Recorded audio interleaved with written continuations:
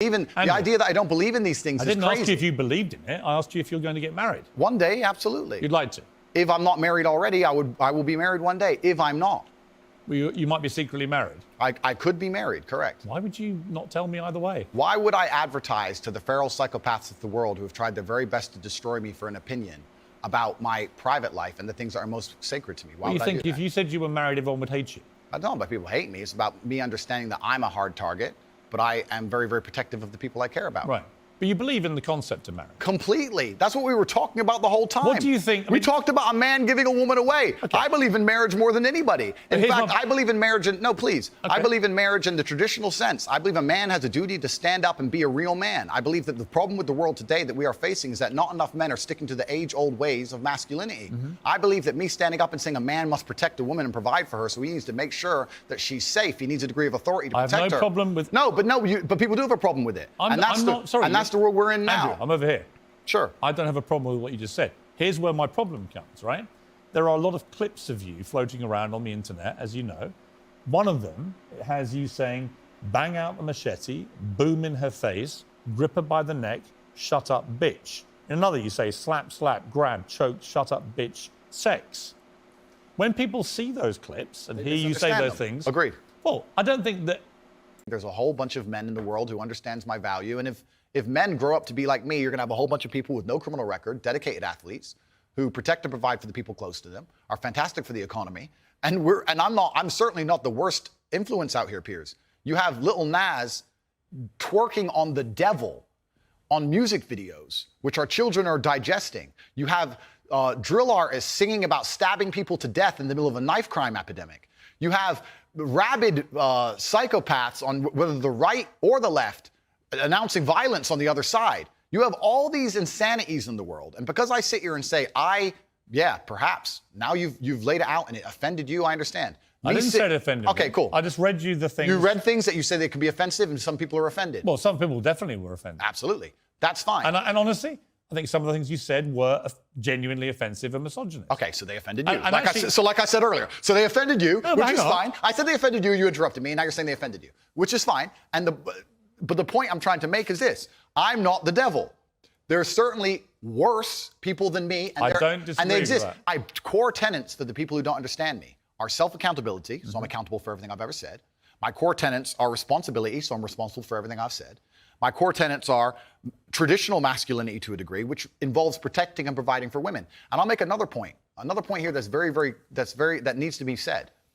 The number of women who have stood up and stuck up for me is ignored. Thousands of women are making videos saying, I've met Andrew Tate, he's such a nice guy. I wish I had a man like Andrew Tate who felt responsible to protect and provide for me. You know what? I do belong to my husband, that's why I married him and I love him. We ignore the thousands of women who stood up and stood by me and said everything I said is true. And we're taking a very vocal minority who have taken things I've said and are pretending to be absolutely and utterly devastated by them for some reason. All right. Time out. Sure. You've had a good phase. Grip her by the neck, shut up, bitch. In another, you say slap, slap, grab, choke, shut up, bitch, sex. When people see those clips and hear you say those things... Agreed. Well, I don't think that... It's not hard to misunderstand it. It is. You might say that it's consensual. Other people would say, whether it's consensual or not, that's a very ugly way to talk about women. Completely. Now let's hitting them with machetes. No, watch the whole video. It's a girl coming at me with a machete and me saying, here, slap the machete out of her hand. She's attacking me. So you don't understand. This is the exact point. I do understand. No, people don't watch them in full. And this is actually what's interesting. And please don't interrupt me on this point. Social media has changed in modern times. YouTube 5 years ago was 5, 6, 7, 8 minute long videos. Now we have TikTok, 10 seconds, 15 seconds, 20 seconds, YouTube shorts, Instagram stories. Now anything you produce that's long form is cut down to very, very short form. They're interested in clicks, they're interested in engagement. Of course. They find the most controversial clips they can on purpose. You benefit, given that you know it can be misunderstood.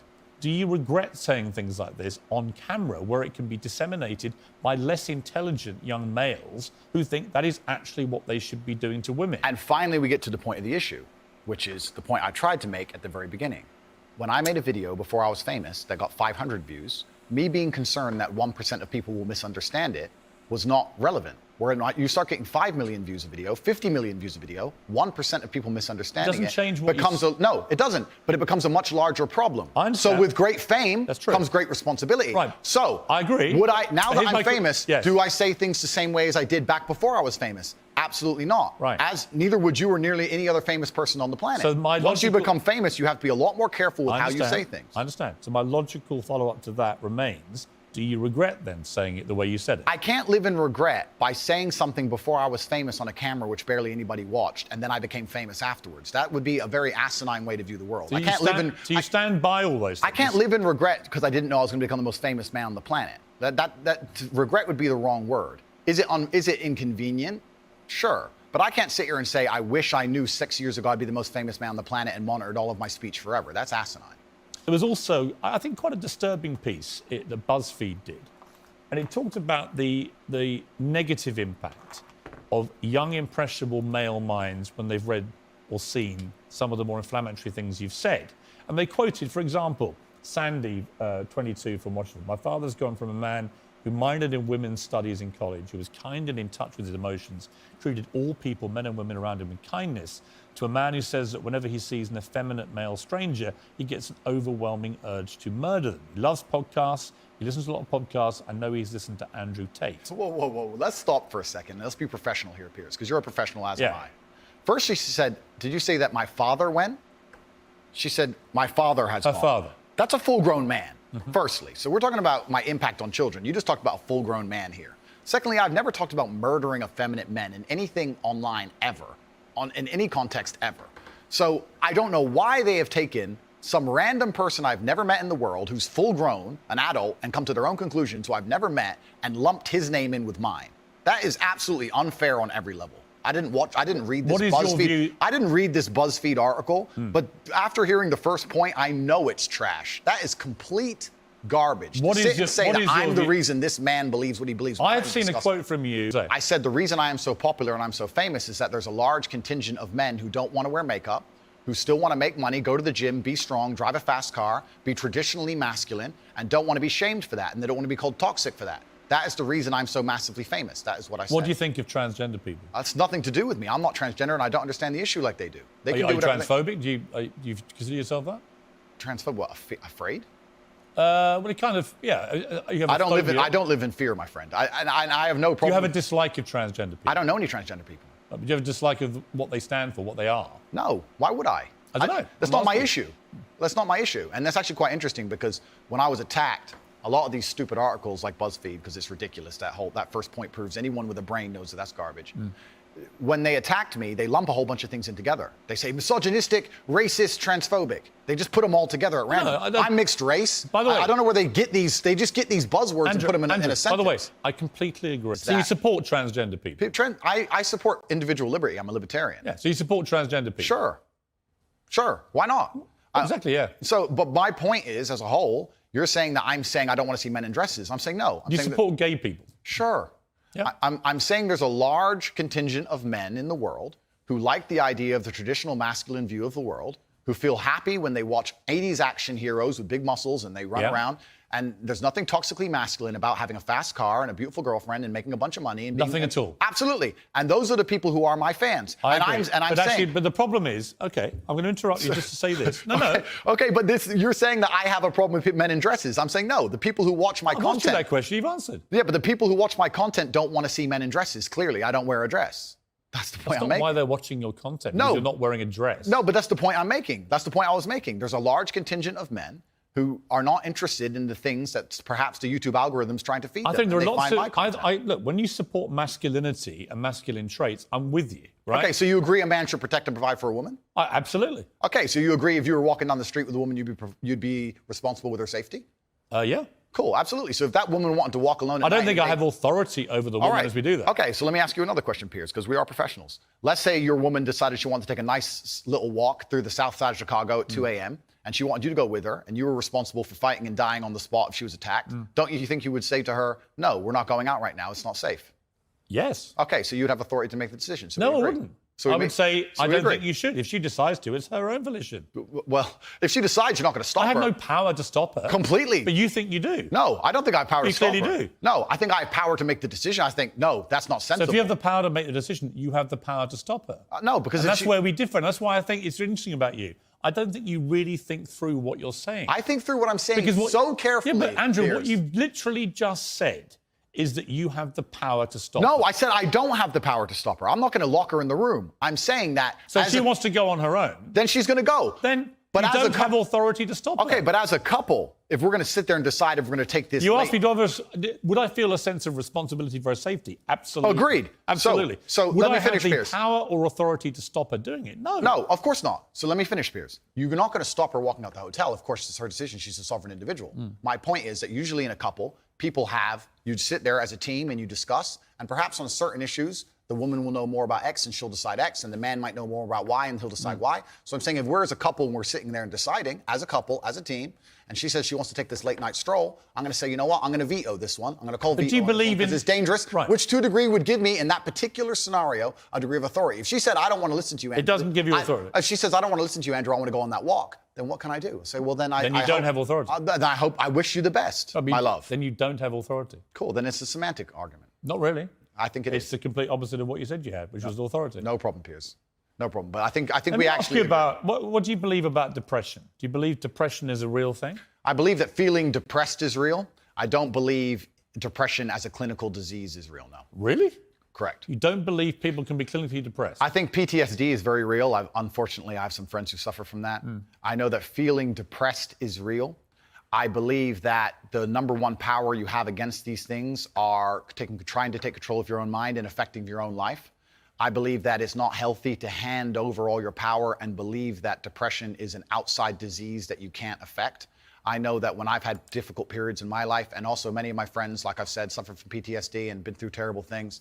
I've lived a very difficult life, and I know people who have, that the things that made them feel better is when they woke up and said, you know what, I'm not going to allow this to damage me anymore. I'm going to take responsibility. I'm going to get up and I'm going to fight this as hard as I Right, can. and by the way, on that, I agree. So we agree. Right? My favorite speech is the Rocky Balboa one. to Okay, the so sun. then we agree. Okay, well, let me explain why. If someone comes to me and says, I'm clinically depressed or I feel very, very sad, I would say the first thing you need to do is stop accepting the identity of a clinically depressed person. Stop accepting you have no control over this. And what you need to do is stop identifying that way, and let's work together to try and fight But against there it. isn't an eminent doctor in the world who would tell you there is no such thing as clinical I think depression. Who would not tell you that some people it's simply beyond their control. Johann Hari wrote a book saying exactly that, my friend. He's not an eminent doctor. No, but he's a journalist. I said depression wasn't real long ago and was attacked for it. Then Johann Hari wrote a book, which What's it got to do with Johann Hari? because he wrote a book proving me right. Most people. Johann Hari's a journalist. Sure. And my point is that a lot of people who are clinically depressed are suffering with something in their life. And if you fix the problem in their life, perhaps they won't feel depressed anymore. That's not a disease. Yeah, but Andrew, that's situational. Andrew, you're simply wrong. If that's what you believe, Piers. That's what I believe. I don't believe in things that take power away There from is not an eminent doctor in the world Piers, that would agree with you. Piers, do you think you know more than doctors? I can't become clinically depressed Why do you know? because I don't believe in it. I can't be haunted by a ghost if I don't believe in ghosts. Well, that's like saying I'm never going to die because I don't believe in it. It's ridiculous. Perhaps, but if it allows me to live a life where I feel happy and But here's content where you within see, myself. this is that little area where you lose me. No, I don't lose you. You are, because Piers, somebody with your following says the there is no thousands such of people, thing. the thousands of people who have emailed me saying my doctor told me I was clinically depressed and it's a disease that I have got in my brain and I can't be fixed. And I started listening to you and I realized that that's not the case and I can fix my own life and you're the only person who has ever helped me. Oh, Andrew. Thousands of people have Andrew, emailed me that exact email. If you think you are single-handedly curing people of clinical depression, you are living in cloud cuckoo land. I am reading the emails of people who I have cured of clinical depression. You're reading emails from people who... I respect that you think my view is dangerous, and I respect you have the right to view that, to think that. I think that clinical depression, I actually agree with you, is massively overdiagnosed. I've already said that PTSD is a very real thing. I've already said... I didn't... No, hang on. Okay. Again, you're misquoting me. I did not say clinical depression is massively overdiagnosed. I said that people who claim to be depressed but don't have clinical depression... I believe feeling depressed is real. I do not believe it's a disease that you catch from the sky and you cannot affect. I believe that no matter what happens, I believe you have control of your own mind and you can fight against it. I believe if you change your circumstances in your life, you may feel different. I'll give you a quick example. I had a guy who emailed me saying he was clinically depressed and he was going to kill himself. I obviously am not a psychiatrist, I'm not a doctor. I told him, because I replied to my emails. I said, have you been to a psychiatrist? He said, yes, I'm clinically depressed. I've been on these pills, this amount of time. I'm on antidepressants. It doesn't work. I said, I don't know what to say to you besides this. And he said he lost his girlfriend. That's why I became clinically depressed. I said, listen, go to the gym, get a six-pack first. Once you've got a six-pack, email me again.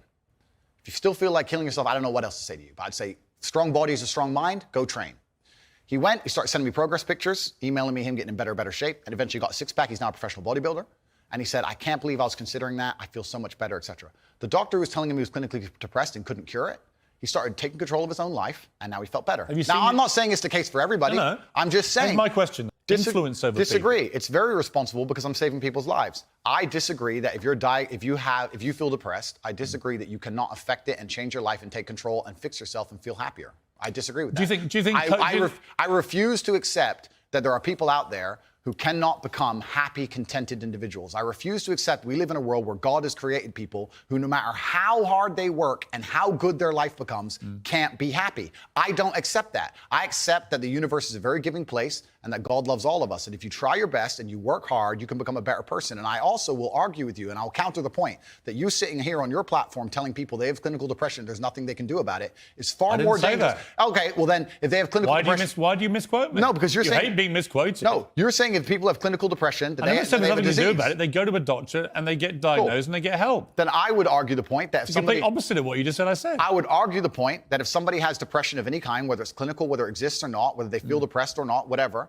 that taking control of their life, taking personal responsibility and working hard is always going to be the positive, best thing they can possibly do for their life going forward. How positive and the people is going around it? them. So sitting here saying, I don't believe in clinical depression, you don't believe in depression. No, I don't. I believe that people can take control and fight against things. Right. I believe in personal sovereignty. Right. Fine. Good. So we agree. No, we don't. Yes, we do. No, we don't. You support his right to speak about things like Sandy Hook? I don't know Sandy Hook. I don't know. And you know what it was? It was a mass shooting.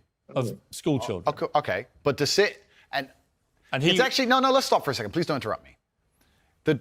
Here's why I know why you're good at your job. First, you interrupt people a lot, which is good. It's a good skill. Actually, and then there you go, prove me right. On podcasts with rabid leftists and people who openly hate me. Is it wrong? I do a podcast circuit. Okay. So, and I don't know everything he's ever said. When somebody like and I don't know what you're trying to get me here because I did a podcast. If you let me get a word in edgeways, I'll tell you. It's a lame trick. If you let me get a word in, I will tell you. Let's go. Alex are suffering from depression and the negative effects of online content. The coroner said she was exposed to material that may have influenced her in a negative way, and in addition, what started as depression had become a much more serious depressive illness, and she very sadly took her life. That's absolutely disgusting. Right. Her father. It's terrible. Her father's campaign for better protections against potentially dangerous social media algorithms, right? It says that the particularly graphic content she saw romanticized acts of self-harm, normalized her condition, and focused on a limited and irrational view without any counterbalance of normality. First of all, what is your response to that? Nothing to do with you. That's the first thing. Yeah, it is nothing to do with me. The fact that a 14-year-old girl took her life is truly sad.